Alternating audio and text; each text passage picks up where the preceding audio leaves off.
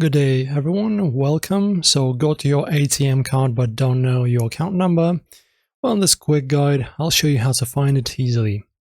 So, you need to open your bank's official app first, log in using your custom ID or card linked credentials. Once logged in, go to Account Summary or Accounts.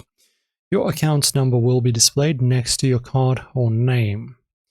Method number 2, you can use the internet banking. You can visit your bank's website and log into your online banking. Just like the app, go to the Accounts or Dashboard section. You'll see the account number tied to your ATM card there. And also you can do this at the ATM machine. You can insert your ATM card and enter your PIN. Choose Balance Inquiry or Mini Statement. Some banks print your account number on the receipt. And the last resort is going to be, of course, calling the customer support of your bank. And that's pretty much it, and how you find your account number by using your ATM card. So like and subscribe for more quick banking tutorials. See you very soon.